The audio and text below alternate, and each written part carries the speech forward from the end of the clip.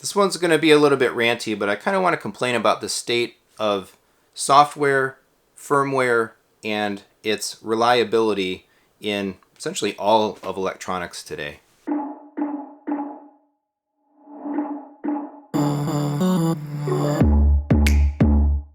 Have you noticed for the last few years, maybe even longer than that, that when you buy devices nowadays, out of the box, version 1, they just don't work like they should?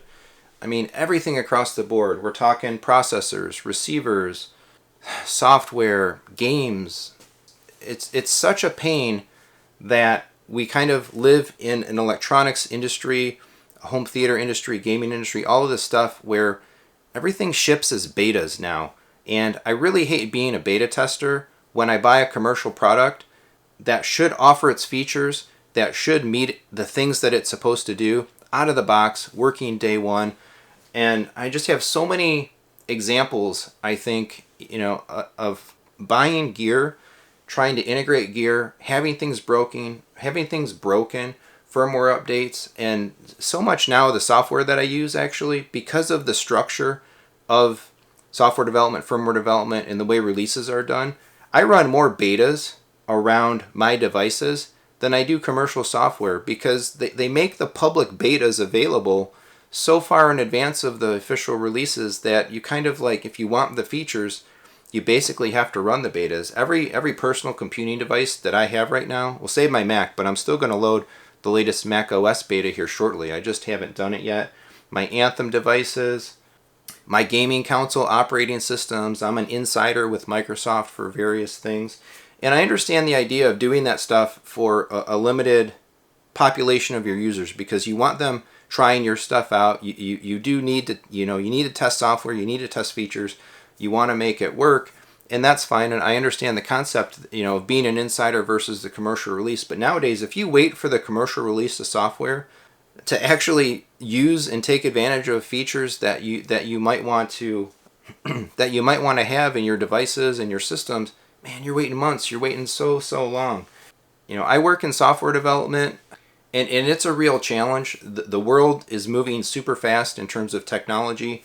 Developers, engineers, we have to keep up, and sometimes we're forced, maybe to move faster than a good development process might allow. We're forced to work with limited resources to get stuff done. I understand all those logistics, and I deal with them every single day, building teams, hiring, getting all the right people in, justifying to management the need for staff and the need to be able to grow teams, have all the expertise required to actually make the stuff that we need to make to serve our customers and get it out on time and all of that.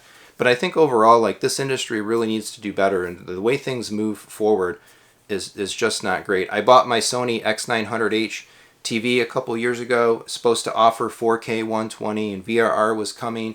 2 years later, 2 models later, they finally have that stuff, on the new model televisions, actually working like it's supposed to out of the box. And lately, particularly, as much as I sing the praises of Anthem, that I've had such a great experience with the AVM70 that I bought, that I went ahead and got an STR for my 2.2 living room.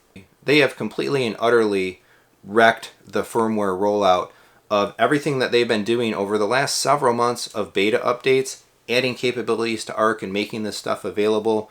And my device right now, after going through a whole bunch of support with them, I think is still in a state of mixed update and kind of stuck in a way that I'm going to have to sit and wait for more overall releases before the various components of firmware in that device can actually get updated. Spent a whole bunch of time emailing with Anthem support that my device is reporting basically that it's behind, but it won't find the updates, it won't apply the updates, it's skipping stuff.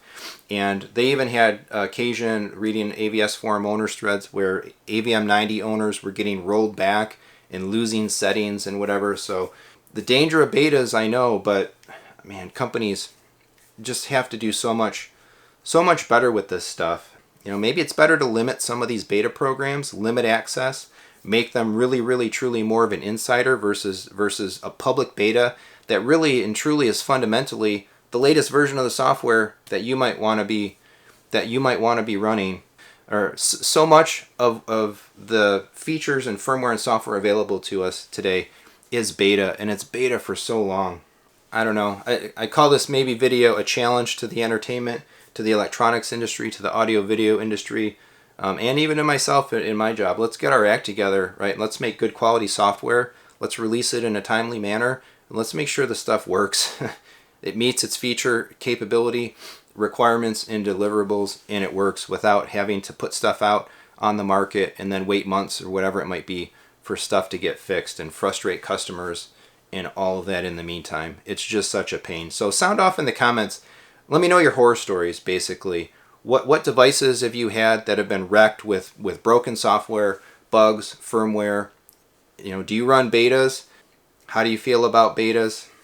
How do you feel about the idea that in our hobby right now, beta is fundamentally release version? Let me know. Share your stories. I'm eager to hear them. Yeah, hopefully Anthem. Come on, get all this, get this stuff together here. Great products, but bad software can really compromise really great hardware. Otherwise, please do all the regular YouTube stuff as well. Like, subscribe, hit the bell for notifications. Look down in the description for some ways to support the channel. Thanks so much for watching.